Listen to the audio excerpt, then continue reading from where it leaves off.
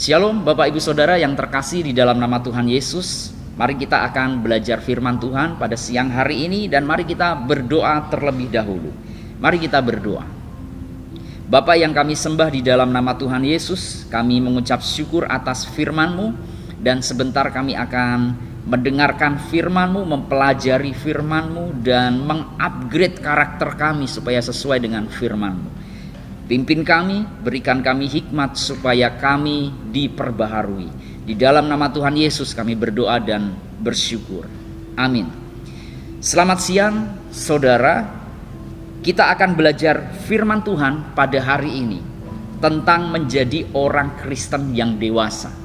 Nah, tahukah saudara bahwa kedewasaan di dalam kekristenan itu bukan menyangkut tentang usia, berapa lama kita jadi Kristen.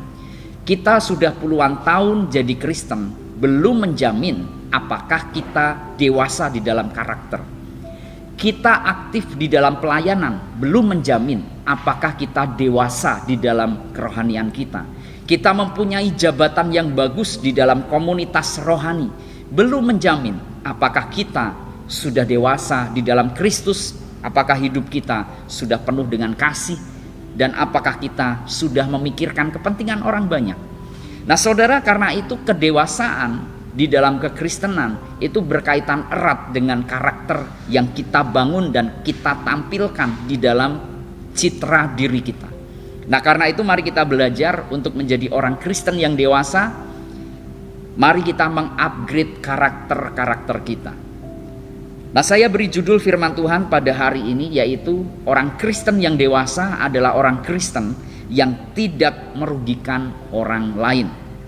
1 Samuel pasal 2 ayat 14 Alkitab berkata seperti ini. Dan dicucukkannya ke dalam bejana, atau ke dalam kuali, atau ke dalam belanga, atau ke dalam periuk. Segala yang ditarik dengan garpu itu ke atas, diambil imam itu untuk dirinya sendiri.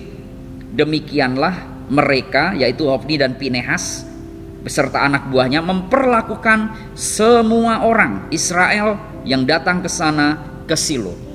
Nah saudara, ayat ini menceritakan bagaimana karakter atau sikap Imam Hofni dan Pinehas pada waktu itu.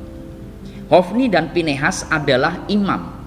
Hofni dan Pinehas adalah pemimpin rohani di rumah Tuhan pada masa tersebut.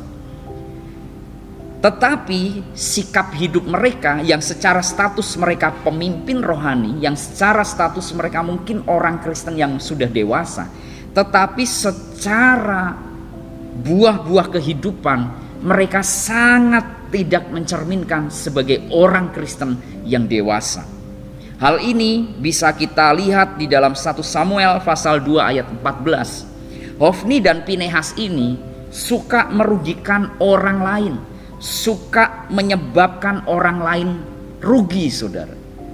Nah waktu itu ketika bangsa Israel akan beribadah di Silo, akan memberikan korban bakaran, Alkitab berkata bahwa Hofni dan Pinehas menyuruh anak buah mereka untuk menggunakan garpu, kemudian mengambil semua daging yang ada untuk ditempatkan ke dalam kuali. Kalau kuali nggak ada, ditempatkan ke dalam belanga. Kalau belanga nggak ada, ditempatkan ke dalam periuk. Hofni dan Pinehas memerintahkan semua anak buahnya untuk merampas korban persembahan, korban bakaran yang dibawa oleh setiap jemaat, saudara. Tidak bisa dibayangkan betapa Hofni dan Pinehas ini merupakan pribadi yang belum dewasa di dalam spiritual mereka.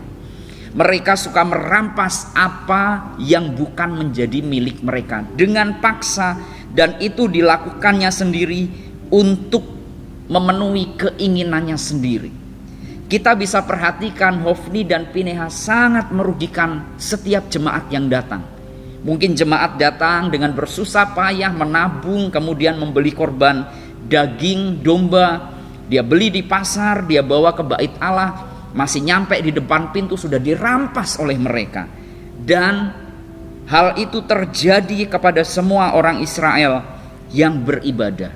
Nah kita bisa perhatikan bahwa Hofni dan Pinehas adalah pribadi yang suka merugikan orang lain, yang suka mengambil apa yang menjadi milik orang lain bahkan dengan paksa, dan suka mementingkan keinginannya sendiri. Hofni dan Pinehas menghalalkan segala cara untuk memuaskan keinginan pribadinya meskipun itu merugikan orang lain. Nah, saudara, kita belajar pada siang hari ini, kalau kita ingin menjadi orang Kristen yang dewasa, yang berkenan di hadapan Tuhan, mari kita miliki prinsip jangan suka merugikan orang lain. Jangan sampai orang lain rugi gara-gara kita. Dimanapun kita berada, ketika kita berkomunitas di dalam relasi kita, mari ketika kita menjalin persahabatan, menjalin komunitas, jangan sampai ada yang dirugikan oleh karena perbuatan kita. Ketika kita berbisnis, jangan sampai ada yang dirugikan. Ketika menjalin kerjasama dengan hidup kita, ketika kita bekerja, jangan sampai ada yang dirugikan melalui setiap etika kerja kita.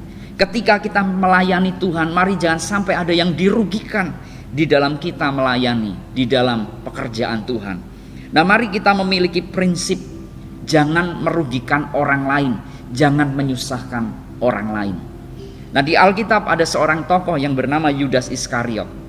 Demi memuaskan keinginannya, dia menjual Yesus, dia merugikan Yesus. Yudas Iskariot memberikan informasi kepada imam Taurat dan ahli Farisi tentang keberadaan Yesus waktu itu, dan Yudas Iskariot mendapat beberapa keping uang perak pada waktu itu. Yudas Iskariot sangat materialistis, dia ingin uang, dia korbankan orang lain. Dan saudara tahu apa akhir hidup yang terjadi di dalam kehidupan Yudas? Alkitab berkata dia gantung diri, kemudian dia meninggal pada waktu itu dengan cara yang tragis. Bisa bayangkan seorang rasul, seorang elit rohani yang berada di core lingkaran dari Yesus Kristus meninggal dengan bunuh diri. Sangat tragis sekali. Kehidupan Yudas dari usia 0 sampai dia meninggal tidak menghasilkan influence yang positif bagi orang-orang di sekitarnya. Kehidupan Yudas dari usia 0 sampai sekian akhir dari hidupnya tidak menjadi berkat, tidak menjadi teladan bagi orang-orang pada masa itu, baik bagi kita pada masa sekarang yang baca kisah hidupnya. Tidak ada teladan baik yang dia berikan. Itu karena Yudas orang yang suka merugikan orang lain demi dia memenuhi apa yang menjadi keinginannya. Saudara, akhir-akhir ini begitu banyak tawaran-tawaran tentang bagaimana kita mencari uang. Tapi kita harus telaah, tapi kita harus pelajari sedemikian rupa. Apakah itu merugikan orang lain? Apakah itu sesuai dengan firman? Nah, mari di dalam hidup kita, kalau kita ingin menjadi orang Kristen yang dewasa, jangan cuman memuaskan diri kita sendiri dan mengorbankan orang lain.